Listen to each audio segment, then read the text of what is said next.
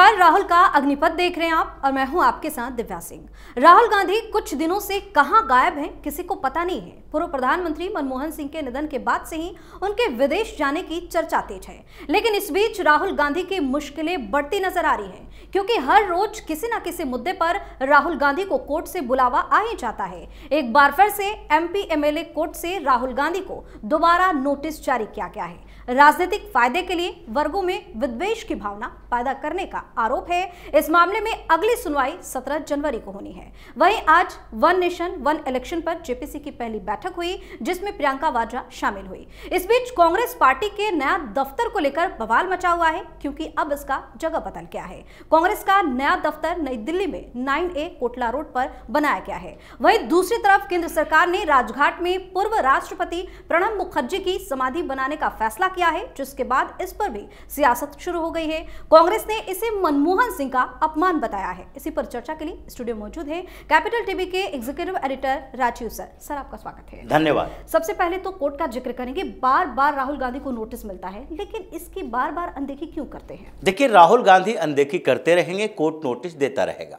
जिस तरीके से राहुल गांधी विवादों में रहते हैं और जो हर वर्ग के लोगों का, एक वर्ग की बात नहीं है, हर वर्ग के लोगों का किसी न किसी मौके पर ये अपमान करते हैं। राजनीतिक सत्ता पाने के लिए इन्होंने एन केन प्रकारेण किसी तरह की साजिश से अपने आप को रोका नहीं है, तो ये मामले तो सामने आएंगे। जैसे वीर सावरकर के अपमान पर नोटिस अभी आया हुआ है, उनको जाकर पुणे और नासिक की अदालत में पेश होना है। दूसरी तरफ संघ के मामले में, यानी कि गौरी लंकेश के हत्या के मामले में संघ का नाम लाने से उसके ऊपर अभी सुनवाई हुई, जिसमें राहुल गांधी को फिर से नोटिस जारी किया गया। महात्मा गांधी की हत्या को लेकर संघ का नाम लेने पर राहुल गांधी के खिलाफ एक मामला चल रहा है, उसमें भी इनके खिलाफ नोटिस जारी हो चुकी है। इधर अमित शाह को हत्यारा कहा था इन्होंने 2018 में, जब अमित शाह राष्ट्रीय अध्यक्ष हुआ करते थे भाजपा के, तो उस समय उन्होंने कह दिया कि देखो, जिस तरीके से एक हत्यारा को भारतीय जनता पार्टी ने राष्ट्रीय अध्यक्ष बना दिया है, वो कांग्रेस में नहीं हो सकता था। उस मामले में सुल्तानपुर से भी नोटिस आ चुके हैं, एमपी एमएलए कोर्ट से। फिर रांची की कोर्ट ने इसी मामले में इनको समन जारी किया है, और दूसरी तरफ पटना के कोर्ट ने भी मोदी सर ने मामले में इनको समन जारी कर रखा है, जिसमें गुजरात की अदालत से इनको सजा भी मिल चुकी है। अब ये नया मामला आया है फिलिस्तीन के ऊपर, और इसमें सामाजिक विद्वेष पैदा करने की बात जो कही जा रही है वो जातीय जनगणना पर इनके बयानों को लेकर है। और इस मामले में पहले सेशन कोर्ट में याचिका दायर की गई थी, जहां निचली अदालत ने याचिका को रिजेक्ट कर दिया।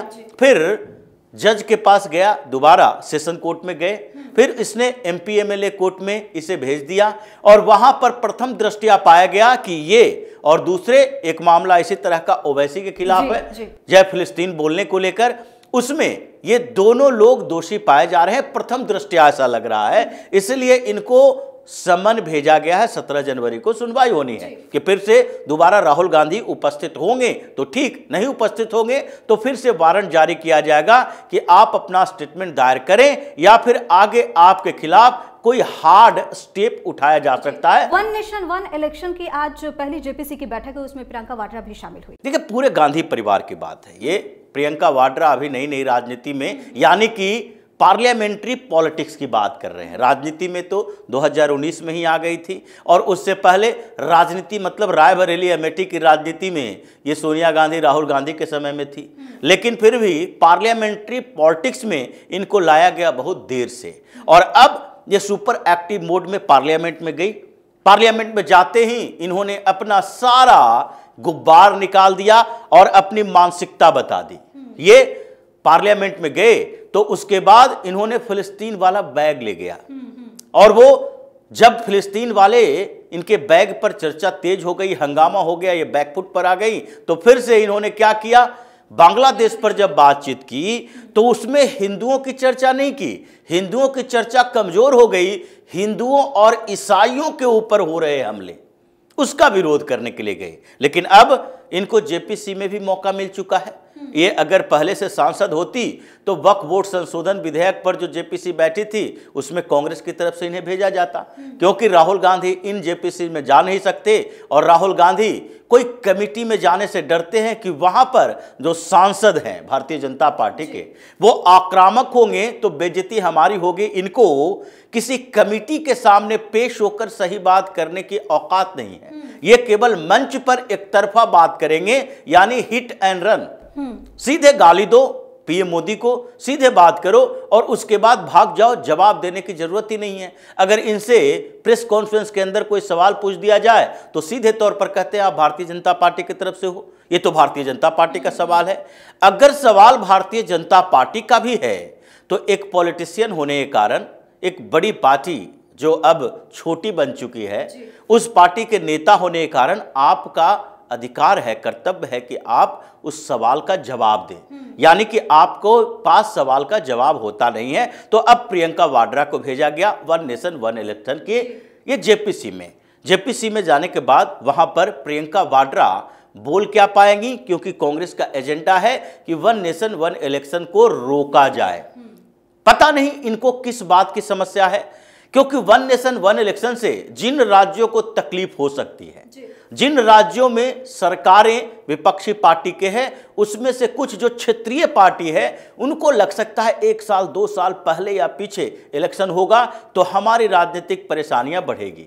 लेकिन इन लोगों को क्या है, इन लोगों ने ये सोच के रखा है कि केंद्र के साथ राज्य का चुनाव होगा, तो वैसी स्थिति में केंद्र में चूंकि प्रधानमंत्री चुने जाते हैं तो हमारे पास लंबे समय तक आगे कोई प्रधानमंत्री का उम्मीदवार वैसा नहीं हो सकता, और जो विपक्षी पार्टियों के साथ चुनाव लड़ते हैं तो उसमें हम उनके साथ मिलकर कोई प्रधानमंत्री का उम्मीदवार घोषित नहीं करवा सकते अपनी तरफ से। तो 2 लेयर पर इलेक्शन होगा, तो ऐसा ना हो कि बीजेपी का प्रधानमंत्री कैंडिडेट राज्यों में भी चुनाव को प्रभावित कर दे, तो राज्य के चुनाव में भी हम हार जाएं। इनको चुनावी रोटी सेकनी होती है और चुनावों में ये खेल करते हैं पैसों का। इनकी दुकानें तभी चल रही है जबकि अलग अलग राज्यों में अलग अलग समय में चुनाव होते रहे, क्योंकि एक साथ चुनाव होने का मतलब है कि एक साथ सारे जगह चुनाव हुए, सरकारें बन गई, उसके बाद अगले 5 साल में आप चुनाव के 6 महीने पहले तक चुनावी प्रचार कर सकते हो। उसके अलावा क्या करोगे, 4.5 साल तक आपके विकास की राजनीति करनी पड़ेगी। चाहे सत्ता पक्ष के लोग हो, उनको भी काम करना पड़ेगा, दिखाना पड़ेगा, मीडिया में रहना है, आपको लोगों तक संदेश पहुंचाना है तो आपको बताना पड़ेगा। दूसरी तरफ इन लोगों को भी विकास की राजनीति के आधार पर सत्ता पक्ष को घेरना होगा, मतलब एक सकारात्मक विपक्ष की भूमिका होगी। अब तकलीफ इन बातों को लेकर है, इसलिए प्रियंका वाड्रा ने भी यही सवाल उठाया जिसमें काफी फजीयत हुई, क्योंकि ये लोग जो बार बार कहते हैं, यही जवाब दिया गया कि भाई आप लोग बार बार ये सवाल उठाते हैं कि चुनाव से पहले किसी के घर ईडी छापा पड़ गया, नेता कोई पकड़ा गया है, किसी के सीबीआई और ईडी का दुरुपयोग किया जाता है, तो अगर पूरे साल कहीं न कहीं, जैसे अभी दिल्ली विधानसभा का चुनाव, कुछ समय के बाद बिहार में विधानसभा का चुनाव, ये 2025, 26, 27, 28 हर साल 2-4 राज्यों में चुनाव होते रहते हैं, तो ईडी सीबीआई क्या पंगु बनी रहे? तो इसका मतलब यह है कि आप उसका दुरुपयोग आप कर रहे हो। आप चाहते ही नहीं हो कि चुनाव के बाद एक समय मिले जिसमें विकास के कामों पर चर्चा हो और आगे राजनीति का आधार सकारात्मक हो जाए। तो इसी के कारण परेशानियां बढ़ी है। और प्रियंका गांधी वाड्रा, जो गांधी तो बेकार में लिख लेती हैं क्योंकि इन पूरे परिवार की स्थिति ऐसी रही है कि गांधी सरनेम को कहीं न कहीं से चुराकर अपने पास रखे रहो, ये पूरे परिवार का है। जैसे इंदिरा गांधी इंदिरा फिरोज गांधी नहीं लिखी, जैसे राजीव गांधी संजय गांधी राजीव फिरोज गांधी या संजय फिरोज गांधी नहीं लिखे, फिरोज हटा दिए, गांधी रख लिए। उसके बाद ये प्रियंका वाड्रा आई है, प्रियंका वाड्रा प्रियंका राजीव गांधी वाड्रा लिखती है, लेकिन अब प्रियंका गांधी वाड्रा हो गई, ये गांधी सरनेम ले लिया, प्रियंका राजीव वाड्रा लिखना चाहिए। इनके बेटे का नाम रेहान राजीव वाड्रा है। अब चुनाव में जब वो राजनीति में आएंगे उस समय तक आते आते ये राजीव वाड्रा खत्म हो जाएगा, वो रेहान गांधी ही हो जाएगा। ये गांधी सरनेम जैसे रखते हैं। खैर, ये प्रियंका वाड्रा जिस तरीके से वहां पर बैकफुट पर आई है, उसके बाद इनको समस्या ये हो रही है कि कैसे धीरे धीरे नेहरू गांधी परिवार के राजनीतिक विसात और जमीनों पर कब्जा धीरे धीरे कमजोर होता जा रहा है। जी, कांग्रेस पार्टी के नए दफ्तर को लेकर क्यों बवाल मचा? देखिए, दफ्तर की बात नहीं है, कांग्रेस पार्टी के दफ्तर के लिए नोटिस भेजा जा रहा था। यह सिर्फ दफ्तर का सवाल नहीं है, बल्कि लुटियंस दिल्ली पर यह नेहरू गांधी परिवार के कब्जे का सवाल है, क्योंकि कब्जा इन लोगों ने कर रखा है पूरे लुटियंस दिल्ली में। देखिए, एक तो 3 बंगला अभी इनके पास है, 10 जनपद, जो इतना बड़ा बंगला है कि पीएम के आवास से भी बड़ा इसका क्षेत्रफल बताया जाता है। और पीएम से ज़्यादा बड़े बंगले में सोनिया गांधी रह रही है, जो कि कभी यूथ कांग्रेस का दफ्तर हुआ करता था, उस दफ्तर को रेसिडेंशियल कॉम्प्लेक्स बना लिया। और उसके बाद ये पहले राजीव गांधी फिर सोनिया गांधी ने कब्जा ऐसा जमाया कि अभी तक पावर सेंटर बना हुआ है। अब राहुल गांधी को भी बंगला चाहिए, प्रियंका वाड्रा को भी बंगला चाहिए। लेकिन इसके अलावा इन लोगों ने क्या किया, प्रधानमंत्री जब रहे जवाहरलाल नेहरू, उनकी मौत के बाद 3 मूर्ति भवन नेहरू मेमोरियल एंड लाइब्रेरी बना दिया, उस पर भी कब्जा नेहरू परिवार का, क्योंकि ट्रस्ट में इन्हीं लोगों का नाम था। तो उसको प्रधानमंत्री मोदी ने पहले छीना, प्रधानमंत्री म्यूजियम एंड लाइब्रेरी उसको घोषित कर दिया। अब उसके बाद ये लुटियंस दिल्ली में कोई भी कार्यालय नहीं हो सकता पार्टियों का, ऐसी बात कही गई, क्योंकि वहां पर संभावना इस बात की होती है कि पार्टी दफ्तर में भीड़ भाड़ ज्यादा होता है, ट्रैफिक भी समस्या होती है और खतरा सिक्योरिटी के लिहाज से भी होता है। इसलिए दीनदयाल उपाध्याय मार्ग पर सबको ले जाना चाहिए। अब इनको दफ्तर शिफ्ट करना है, परेशानी इनके अंदर है। लेकिन इसके अलावा भी 5 रायसीना रोड यूथ कांग्रेस का दफ्तर बनाए हुए हैं, बगल में कांग्रेस सेवा दल का दफ्तर बनाए हुए हैं। मतलब लुटियंस दिल्ली पर इन लोगों ने कब्जा कर लिया है। और एक और अवधारणा इसकी रही है हमेशा से कि कुछ पूंजीपतियों को राज्यसभा भेजो, गोयनका को भी राज्यसभा भेजा गया था, और इन लोगों को राज्यसभा भेजकर इसके बंगले पर कब्जा कर ली जाती थी, जैसे अभी केजरीवाल स्टाइल ऑफ पॉलिटिक्स में चल रहा है। अरविंद केजरीवाल ने क्या किया, अशोक मित्तल को राज्यसभा भेजा, लवली प्रोफेशनल यूनिवर्सिटी के प्रमुख, और उसके बंगले पर कब्जा करके बैठा हुआ है। हरभजन सिंह को राज्यसभा भेजा गया, उसके बंगले पर मनीष सिसोदिया कब्जा करके बैठा हुआ है, जबकि ये अनऑथराइज्ड है। अगर राज्यसभा सदस्य के तौर पर किसी को मिला है तो इसका मतलब है कि वो उसे रेंट पर नहीं दे सकता, नहीं तो 10 लाख रुपए रेंट आ जाएगा उसके, और सरकारी खजाने में तो 25,000 50,000 रेंट आएगा। इसलिए जो कांग्रेस ने पूरे लुटियंस दिल्ली पर कब्जा कर रखा है, उसको एक एक करके बाहर निकाला जा रहा है। नोटिस इस पर भी है, नोटिस 5 रायसीना रोड पर भी है, नोटिस चाणक्यपुरी के एक उस मकान पर भी है जहां विसेट जॉर्ज रहा करते हैं, सोनिया गांधी के करीबी हैं।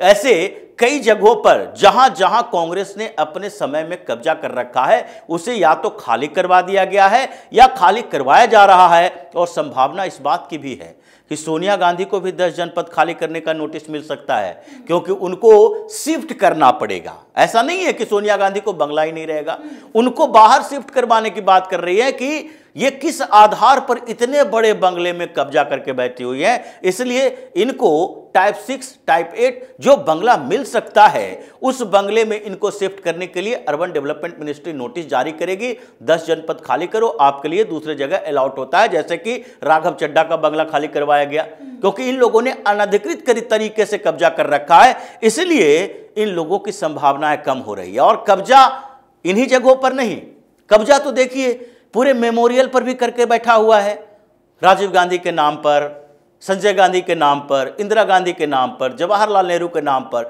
इतने बड़े बड़े मेमोरियल बनाएंगे जहां दूसरे के लिए दिल्ली में जगह की कमी हो जाएगी। और इसलिए मनमोहन सिंह का जिक्र कर करके परेशान कर रहे थे। और क्या किया मोदी सरकार ने, यही किया कि उसी एरिया में जो 2-2 3-3 एकड़ में बना हुआ है उसको डिवाइड करो, और जितने प्रधानमंत्री हैं, राष्ट्रपति, उपराष्ट्रपति, सबका मेमोरियल वहीं बनेगा। और ये मनमोहन सिंह खेल रहे थे, उधर प्रणब मुखर्जी की बात आ गई, उनके मेमोरियल के लिए जगह निर्धारित हो गया। शर्मिष्ठा मुखर्जी अब पीएम मोदी की सराहना कर रही है। तो जो ये गांधी नेहरू परिवार की बात करते हैं, कांग्रेस की बात नहीं है। कांग्रेस में ऐसे कई ऐसे नेता हैं जिनके ऊपर यह कहा जा सकता है कि वो देश के हित में काम करने की कोशिश करते हैं, लेकिन गांधी नेहरू परिवार के अंदर कभी भी देश हित की भावना अब नहीं है। अब तो और नहीं है, क्योंकि प्रियंका वाड्रा हो या राहुल गांधी हो या सोनिया गांधी हो, इन लोगों की मानसिकता ही हिंदुस्तान की नहीं है, ये विदेशी मानसिकता के लोग हैं। तो ऐसे समय में अब एक के बाद एक साथ जो 4 एक्शन हुआ है, कांग्रेस बिलबिलाई हुई है। राहुल गांधी सोनिया गांधी का चैन छीन गया है कि देखो भाई, दफ्तर पर दफ्तर खाली करना पड़ रहा है, अब बंगला खाली करना पड़ेगा, और उसके बाद मेमोरियल जो बनाकर रखे हैं नेहरू के नाम पर, इंदिरा गांधी, राजीव गांधी के नाम पर, संजय गांधी के नाम पर, वो अब सिमट जाएगा, खत्म नहीं होगा, वो सिमट जाएगा। 1 एकड़ की जगह उसमें 500 स्क्वायर मीटर की जगह बचेगी। तो इससे इन लोगों को अब लगने लगा है कि नेहरू गांधी खानदान का अब राजनीति से विदाई की पृष्ठभूमि मोदी ने तैयार करके रख दी है। जी, बहुत बहुत धन्यवाद से तमाम जानकारी। धन्यवाद। तो राहुल गांधी की एक एक कर मुसीबतें बढ़ती जा रही हैं, क्योंकि बार बार कोर्ट से नोटिस मिलने के बाद भी राहुल गांधी हाजिर नहीं होते, पेश नहीं होते। वहीं कई मुद्दों को लेकर कांग्रेस पार्टी में फिलहाल बवाल मचा हुआ है, इनकी मुश्किलें बढ़ी हुई हैं, लेकिन राहुल गांधी पर आरोप है कि इन सब चीजों से बेफिक्र होकर वो विदेश में मौज काट रहे हैं। आप अपनी राय हमें कमेंट करके जरूर बताएं और देखते रहिए कैपिटल टीवी। धन्यवाद।